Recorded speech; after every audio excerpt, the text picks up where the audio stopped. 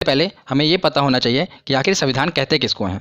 तो संविधान किसी भी देश का कानूनी दस्तावेज है और किसी भी देश का संविधान उसकी राजनीतिक व्यवस्था का वह बुनियादी सांचा ढांचा निर्धारित करता है जिसके अंतर्गत उसकी जनता शासित होती है। मतलब कि जनता पर शासन करने के लिए एक कानूनी दस्तावेज होता है जिसे संविधान कहते हैं। तो किसी भी देश का शासन व्यवस्था को चलाने के लिए वहाँ का संविधान होता है। और संविधान दो तरह का होता है, लिखित और अलिखित। लिखित उदाहरण के तौर पर भारत का संविधान ये लिखित संविधान है, और अलिखित ब्रिटेन का संविधान हो गया, सऊदी अरब का संविधान हो गया, ये अलिखित संविधान है। ये भी पूछा गया एग्जाम में। तो हम भारतीय संविधान को 3 फेजेज में पढ़ेंगे। पहला 1773 का रेगुलेटिंग एक्ट, दूसरा 1935 भारत शासन अधिनियम, और तीसरा प्रमुखता जिससे हमारा संविधान बना है जिसके तहत 1946 का कैबिनेट मिशन। तो हम 1773 का रेगुलेटिंग एक्ट क्यों पढ़ेंगे मैं आपको बता देता हूँ, क्योंकि उस समय अंग्रेजों का शासन था, आपको पता ही होगा।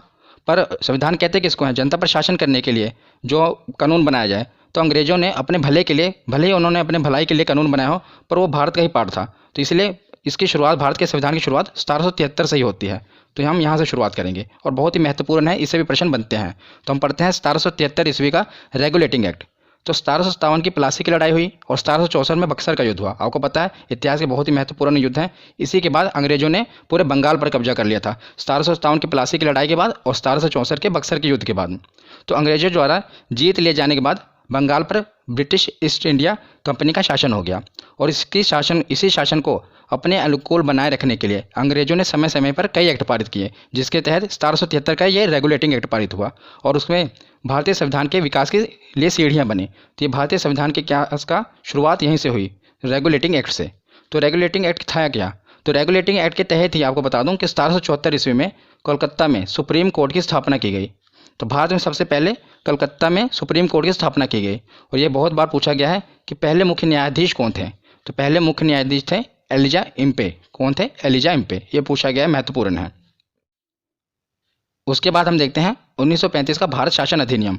बहुत ही महत्वपूर्ण है, क्योंकि जो आज आप संविधान देख रहे हैं हमारा, उस संविधान में 60% हिस्सा 1935 के भारत शासन अधिनियम से ही लिए गए हैं। कुछ भाग तो हूबहू लिए गए हैं और कुछ में थोड़ा सा बदलाव किया गया है। तो बहुत ही महत्वपूर्ण है और इससे बहुत से प्रश्न बनते हैं। तो भारतीय संविधान का बहुत सा भाग, मैंने जैसे आपसे बताया ना, कि इसी अधिनियम से लिया गया है। क्वेश्चन बनता है कि भारत का जो संविधान बना है उसका मुख्यतः पार्ट किससे लिया गया है? तो याद रखिएगा 1935 के भारत शासन अधिनियम से। ये अंग्रेज लेकर आए थे और इसी अधिनियम द्वारा म्यांमार को भारत से अलग कर दिया गया। कि जो म्यांमार भारत से अलग कर दिया गया, पहले भारत का हिस्सा हुआ था म्यांमार, जिसे बर्मा कहते थे, उसे 1935 का भारत शासन अधिनियम द्वारा ही भारत से अलग किया गया। और इसी के अंतर्गत भारत में रिजर्व बैंक की स्थापना की गई, जिसे भारतीय रिजर्व बैंक कहते हैं। इसकी स्थापना कब हुई थी? 1 अप्रैल 1935 में भारत में आरबीआई की स्थापना हुई थी। तो ये किसके तहत हुई थी? तो 1935 का भारत शासन अधिनियम के तहत। तो उसके बाद हम देखते हैं 1946 ईस्वी में कैबिनेट मिशन का गठन। तो इसी कैबिनेट मिशन के गठन के तहत जो हमारा आप संविधान देख रहे हैं, आधुनिक संविधान, इसी मिशन, कैबिनेट मिशन के अंतर्गत ही बना है। तो जुलाई 1946 ईस्वी में कैबिनेट मिशन के तहत भारतीय संविधान के निर्माण के लिए संविधान सभा का गठन किया गया। तो संविधान सभा का गठन किया गया कि ताकि जो भारत का संविधान है बनाया जाए। तो संविधान सभा के सदस्यों की संख्या बहुत बार एग्जाम में पूछा गया है, तो याद रखिएगा 389। कुल कितने सदस्य थे संविधान सभा में? तो 389 सदस्य थे। तो उसमें से 292 ब्रिटिश प्रांतों के प्रतिनिधि थे। तो ब्रिटिश प्रांतों के प्रतिनिधि कैसे, मैं आपको बताता हूँ। जैसे कि जो हमारा पूरा भारत था, पूरे भारत पर अंग्रेजों का अधिकार नहीं था। लगभग 60% जो हिस्सा था उस पर पूरा डायरेक्ट अंग्रेजों का अधिकार था। और जो लगभग 40% हिस्सा है उसमें राजा रजवाड़ों, जो देशी रियासतें हैं, उनका अधिकार था। कहीं पर फ्रांस का अधिकार था, कहीं पर पुर्तगाल का अधिकार था। मतलब 60% तो डायरेक्ट अंग्रेजों के अधीन था। तो उसे हम ब्रिटिश प्रांत कहते हैं। और बाकी जो देशी रियासतें हैं इस पर राजा रजवाड़ों का अधिकार था। जैसे राजस्थान हो गया, कुछ हिस्सा मध्य प्रदेश का हो गया, वहाँ पर राजा रजवाड़ों का अधिकार था, इसीलिए उसे हम देशी रियासत कहते हैं। ठीक है। तो जब हमारा संविधान बना तो 292 ब्रिटिश प्रांतों के प्रतिनिधि आए, जहाँ पर मतलब ब्रिटिश सरकार का डायरेक्ट अधिकार था, वहाँ से 292 मेंबर चुने गए। और 93 देशी रियासतों के प्रतिनिधि आए, मतलब जो राजा थे वो 93 देशी रियासतों के प्रतिनिधि मेंबर बन के आए। और 4 चीफ कमिश्नर। तो ये संख्या पूछी जाती है ज़्यादातर कि ब्रिटिश प्रांतों के प्रतिनिधि कितने थे? याद रखिएगा 292 और 93 थे देशी रियासतों के। और कुल कितने थे? तो 389 थे। तो उसके बाद अब हम आगे देखते हैं संविधान सभा की कार्यवाही कि आखिर हमारा संविधान बना कैसे। तो उसमें मुख्यतः आपको 3 डेट याद रखनी है। एक 9 दिसंबर 1946, उसके 2 दिन आप जोड़ देंगे तो 11 दिसंबर 1946, उसमें 2 दिन आप जोड़ देंगे तो 13 दिसंबर 1946। ना जाने कितनी बार एग्जाम में ये डेट पूछी गई है। तीनों डेट बहुत ही महत्वपूर्ण है, आपको रटना नहीं है, बस आपको मैं याद करा दूंगा। देखिए कैसे। तो शुरुआत आप देखते हैं 9 दिसंबर 1946, बहुत ही महत्वपूर्ण दिन है। क्योंकि संविधान सभा की जो पहली बैठक हुई, हमारा संविधान कैसे बनेगा, उसकी रूपरेखा क्या होगी, सब कुछ, पहली बैठक 9 दिसंबर 1946 ईस्वी के दिन हुई। तो ये बहुत ही ऐतिहासिक दिन है। पर इस बैठक का मुस्लिम लीग ने बहिष्कार किया। तो पूछा गया है कि संविधान सभा का बहिष्कार किसने किया था, तो मुस्लिम लीग ने। मुस्लिम लीग ने बहिष्कार क्यों किया, क्योंकि मुस्लिम लीग ने अलग अलग देश की मांग कर रहे थे, वो पाकिस्तान की मांग कर रहे थे, इसलिए उन्होंने संविधान सभा का बहिष्कार कर दिया। तो जब ये संविधान सभा की बैठक हुई तो उसमें एक अध्यक्ष भी चुनना था, क्योंकि एक अध्यक्ष तो जरूरी है। पर जब बहिष्कार हो गया तो सभा ने सोचा कि पहले एक अस्थायी अध्यक्ष चुन लेते हैं, उसके बाद हम स्थायी अध्यक्ष चुन लेंगे। तो सभा ने निर्णय लिया, संविधान सभा ने, कि हम एक अस्थायी सदस्य चुनेंगे। तो सभा का जो सबसे बुजुर्ग सदस्य था डॉक्टर सच्चिदानंद सिन्हा, ये सबसे सीनियर थे, इन्हें अस्थायी अध्यक्ष चुन लिया गया कि जब तक स्थायी अध्यक्ष नहीं हो जाता आप अस्थायी अध्यक्ष रहेंगे। पर उसके 2 दिन बाद जब संविधान सभा की बैठक हुई तो डॉक्टर राजेंद्र प्रसाद को संविधान सभा का स्थायी अध्यक्ष चुन लिया गया। बहुत ही महत्वपूर्ण है दोनों, याद रखिएगा। जब आपसे पूछा जाए कि संविधान सभा का अस्थायी अध्यक्ष कौन थे, तो याद रखिएगा डॉक्टर सच्चिदानंद सिन्हा थे, डॉक्टर सच्चिदानंद सिन्हा। पर जब पूछा जाए कि स्थायी अध्यक्ष कौन थे, तो डॉक्टर राजेंद्र प्रसाद। तो उसके 2 दिन बाद 9 हो गई, फिर 11 दिसंबर 1946 हो गई। अब देखते हैं 13 दिसंबर 1946। तो 13 दिसंबर 1946 को जवाहरलाल नेहरू ने सभा के समक्ष उद्देश्य प्रस्ताव, जिसे हमारे भारतीय संविधान की प्रस्तावना कहते हैं, उसे पेश किया और इसी के साथ संविधान बनने की कार्यवाही शुरू हुई। तो ये क्वेश्चन पूछा जाता है कि जवाहरलाल नेहरू ने उद्देश्य प्रस्ताव कब पेश किया, तो इसे 13 दिसंबर को, जब अध्यक्ष बन गए उसके बाद ही आगे कार्यवाही शुरू होगी संविधान सभा की। उसके 2 दिन बाद 13 दिसंबर को उन्होंने उद्देश्य प्रस्ताव पारित किया, पेश किया संविधान सभा के। तो उसके बाद हम कुछ प्रमुख समितियों के अध्यक्ष देख लेते हैं। ये सभी मोस्ट इंपॉर्टेंट है, बहुत बार एग्जाम में डायरेक्ट पूछे जाते हैं और 1 नंबर का, आपको कुछ नहीं करना, बस इसको देखिए कैसे याद करते हैं। सबसे पहले संचालन समिति। तो संविधान सभा के अध्यक्ष कौन थे, तो डॉक्टर राजेंद्र प्रसाद, वही संचालन समिति के अध्यक्ष थे। उसके बाद प्रारूप समिति, यानी कि ड्राफ्टिंग समिति, कि संविधान की रूपरेखा क्या होगी, कैसे बनाना है, तो उसके अध्यक्ष सभी को पता ही होना चाहिए, बाबा साहब डॉक्टर भीमराव अंबेडकर, ये प्रारूप समिति के अध्यक्ष थे। तीसरा याद रखना है आपको, प्रांतीय संविधान समिति। प्रांतीय मतलब कि जैसे आपको पता है भारत, आज हम राज्य कहते हैं ना, उस समय प्रांतों में बटा हुआ था। तो इस सभी प्रांतों को एकजुट किसने किया, भारत को एकजुट किसने किया, तो सरदार वल्लभ भाई पटेल ने। इससे आप याद रख सकते हैं। ये प्रांतीय संविधान समिति के अध्यक्ष कौन थे, तो सरदार वल्लभ भाई पटेल। उसके बाद देते हैं संघीय संविधान समिति। संघ मतलब कि केंद्र, तो हमारे पहले प्रधानमंत्री पंडित जवाहरलाल नेहरू संघीय संविधान समिति के अध्यक्ष थे। और राष्ट्रीय ध्वज संबंधी समिति जो बनी थी, उसके अध्यक्ष कौन थे, तो ये भी एसएससी में पूछा गया था कि राष्ट्रीय ध्वज संबंधी समिति के अध्यक्ष कौन थे, तो डॉक्टर राजेंद्र प्रसाद। आपको ये 5 याद होना चाहिए और बहुत ही महत्वपूर्ण है, या आपको याद भी हो गए होंगे क्योंकि ज़्यादा इसमें कुछ डिफिकल्ट नहीं है। उसके बाद हम देखते हैं कि आपको पता है कि मुस्लिम लीग ने संविधान सभा का बहिष्कार कर दिया क्योंकि वो अलग देश की मांग कर रहे थे। तो आखिर दिन आ ही गया कि 3 जून 1947 को यह घोषणा कर दी गई कि भारत का बंटवारा होगा। भारत का बंटवारे की घोषणा कब की गई, तो 3 जून 1947 को। तो भारत जो है अपना आज़ादी दिवस 15 अगस्त 1947 को मनाता है, पर पाकिस्तान अपना आज़ादी दिवस 14 अगस्त 1947 को मनाता है। तो जब देश का विभाजन हो गया तो उसके बाद जो संविधान सभा बैठी थी उसका पुनर्गठन हुआ। तो 31 अक्टूबर 1947 को संविधान सभा का पुनर्गठन किया गया। पुनर्गठन क्यों किया गया, क्योंकि जो पहली संविधान सभा बैठी थी उसमें तो जो पाकिस्तान के सदस्य थे वो भी तो इंक्लूड थे ना। जो पाकिस्तान की जो देशी रियासतें थी, जो वहाँ के राजा थे और जो वहाँ के प्रांतों के, ब्रिटिश प्रांतों के प्रतिनिधि थे, वो भी सम्मिलित थे। लेकिन जब पाकिस्तान एक अलग देश बन गया, इधर बांग्लादेश जो आज हम पहले पूर्वी पाकिस्तान, वो भी बन गया, तो जो उसके राजा रजवाड़े थे वो हमारे संविधान में क्यों भाग लेंगे। तो इसीलिए अब क्या हुआ, सदस्यों की संख्या कम हो गई। पहले कितने थे, तो याद रखना, पहले थी 389, 389। अब कितनी हो गई, तो 299।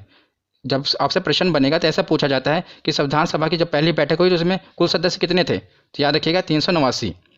तो जब पूछा जाएगा कि जब भारत का विभाजन हो गया तो जब संविधान सभा का पुनर्गठन के बाद कितने सदस्यों की संख्या हो गई, तो 299। इसमें कंफ्यूज ना होइएगा क्योंकि कम हो जाएंगी ना, या बस ये पहले 389 थी, उसके बाद कम होकर 299 हो गई।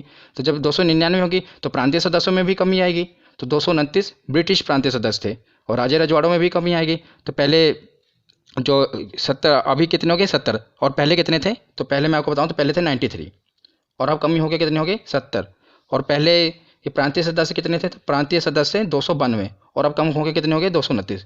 ये तो ऐसे ही है, देखो 92, ये जो 2 है इधर उठा के इधर रख दिया इन्होंने, बस 229 हो गए। इसको आप ऐसे याद कर सकते हैं। जब 229 ये हो गए तो बचे 299 में कितने, तो 70 देशी रियासतों के सदस्य हो गए। ठीक है ना, ये भी आपको याद रखने हैं। तो उसके बाद हम देखते हैं कि ये जब सभा का पुनर्गठन हुआ तो उसके बाद संविधान बनने की कार्यवाही तेज हो गई। तो दुनिया भर के संविधान को बारीकी से परखने के बाद बाबा साहब भीमराव अंबेडकर ने भारतीय संविधान का मसौदा तैयार किया। तो उन्होंने मतलब दुनिया भर के जितने भी संविधान हैं उनको बारीकी से परखा और उसमें से अच्छे अच्छे विचारों को उठाया, अच्छे अच्छे कानून को उठाया। तो जो संविधान के स्रोत हैं इससे भी प्रश्न बनते हैं। तो मैं इसका जो सेकंड पार्ट है वो संविधान के स्रोत कि मतलब कहाँ से क्या उठाया गया वो भी आपको बताऊंगा। तो बहुत ही इंपॉर्टेंट वीडियो है, बस मैं नेक्स्ट वीडियो वही अपलोड करूँगा, इसलिए आप अपने चैनल को सब्सक्राइब जरूर कर लें। तो दुनिया भर के कानूनों को, संविधान को बारीकी से पढ़ने के बाद बाबा साहब भीमराव अम्बेडकर ने भारतीय संविधान का मसौदा तैयार किया और आखिर वो दिन आ गया कि 26 नवंबर 1949 को भारतीय संविधान पूरी तरह से बनकर तैयार हो गया और इसे संविधान सभा द्वारा पारित कर दिया गया।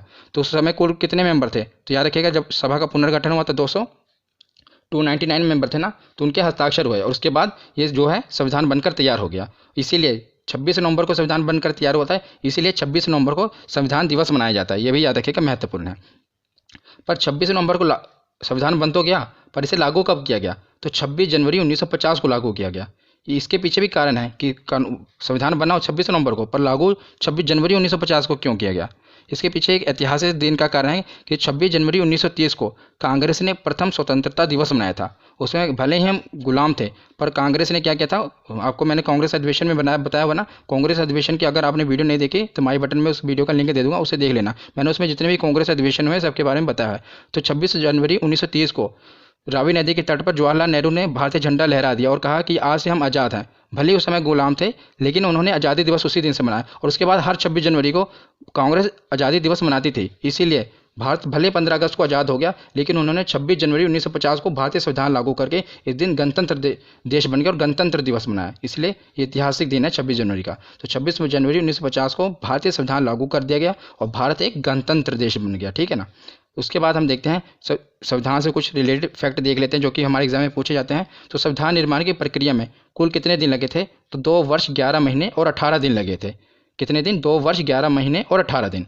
और जो संविधान के प्रारूप पर कुल कितने दिन बहस हुई थी? जो संविधान सभा बैठी थी, ऐसा नहीं कि ऐसे संविधान बन गया, उसमें बहस हुई थी। तो जैसे आप देखते हैं ना, संसद में बहस होती है किसी कानून बनने पर, तो कुल 114 दिन की बहस हुई थी संविधान बनने के लिए।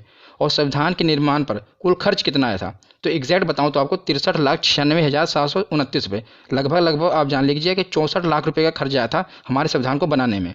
और जब संविधान बना था तो इसमें कुल कितने 22 भाग, 395 अनुच्छेद और 8 अनुसूचियाँ थी। पर वर्तमान समय में 8 में आप बस 4 ऐड कर दीजिए, 12 अनुसूचियाँ। तो भाग उतने ही हैं, 22 भाग, और अनुच्छेद भी 395 हैं और अनुसूचियाँ कितनी हो चुकी हैं? 12। हालांकि 395 अनुच्छेद में ए बी ऐसे 395 ए 395 बी कर करके लगभग 450 अनुच्छेद हो चुके हैं, पर मूल रूप से 395 अनुच्छेद हैं। उसके आगे ऐड हुए हैं ऐसे 395 ए 395 बी, पर जो संख्या 395 की है। अब आप देखें तो लगभग 450 अनुच्छेद हो चुके हैं, पर मूल रूप से कितने हैं? 395 अनुच्छेद ही हैं। पर अनुसूचियाँ जरूर बढ़ी हैं 4, पहले 8 अनुसूचियाँ थी, अब 12 अनुसूचियाँ हैं। तो उसके बाद हम देखते हैं कि संविधान सभा द्वारा कुछ अन्य कार्य किए गए थे, ये भी महत्वपूर्ण है हमारे एग्जाम के लिए। तो संविधान सभा ने 22 जुलाई 1947 को राष्ट्रीय ध्वज को अपनाया।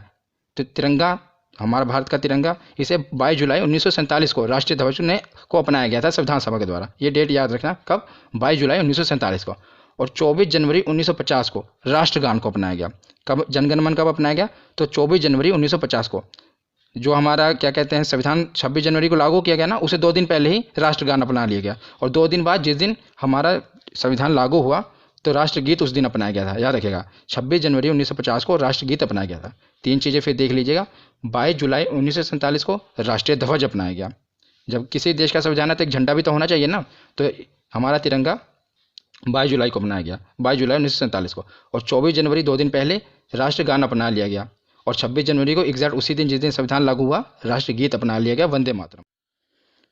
तो उसके बाद हम देखते हैं स्वतंत्र भारत का पहला मंत्रिमंडल। ये वीडियो का आखिरी पार्ट होगा, बहुत ही महत्वपूर्ण है। डायरेक्ट 1 नंबर का क्वेश्चन पूछा जाता है कि 1947 में जब भारत आज़ाद हुआ तो उस समय का मंत्रिमंडल कौन कौन था, मतलब कौन कौन से मंत्री थे। तो हमारे पहले प्रधानमंत्री कौन थे? सबको पता ही होगा, पंडित जवाहरलाल नेहरू। पहले गृह मंत्री कौन थे? तो लौह पुरुष सरदार वल्लभ भाई पटेल हमारे पहले गृह मंत्री थे। और शिक्षा मंत्री कौन थे? तो उस समय हमारे शिक्षा मंत्री बहुत ही काबिल व्यक्ति मौलाना अबुल कलाम आज़ाद जी थे। तो बहुत ही महत्वपूर्ण है कि हमारे शिक्षा मंत्री कौन थे? मौलाना अबुल कलाम आज़ाद। और पहले रेलवे मंत्री, तो ये भी आपके लिए इंपॉर्टेंट है, डॉक्टर जॉन मथाई हमारे पहले रेलवे मंत्री थे। और श्रम मंत्री तो जगजीवन राम। रक्षा मंत्री कौन थे? तो बलदेव सिंह। ये बलदेव सिंह एसएससी में पूछा गया क्वेश्चन है कि हमारे पहले रक्षा मंत्री कौन थे। तो इसको आप याद करने के लिए मैं अगर आपको ट्रिक बता दूं, वैसे याद होना चाहिए, पर ट्रिक के लिए अगर आप देखें तो रक्षा मंत्री, देखिए रक्षा करना है तो बलवान व्यक्ति होना चाहिए जिसके अंदर भुजाओं में बल हो, इसलिए आप बलदेव याद रखना कि बलदेव होगा, अगर वो बलवान होगा तभी तो हमारी देश की रक्षा कर पाएगा, क्योंकि एसएससी में पूछा गया, इसलिए मैं आपको इसकी ट्रिक बता रहा हूँ। ये इंपॉर्टेंट है कि हमारे पहले रक्षा मंत्री कौन थे? तो बलदेव सिंह थे। और पहले स्वास्थ्य मंत्री तो राजकुमारी अमृत कौर, ये हमारी पहले स्वास्थ्य मंत्री थी। और हमारे उस समय के वित्त मंत्री कौन थे? तो आर के शनमुगम शेट्टी। बैंकिंग एग्जाम में ज़्यादातर पूछा जाता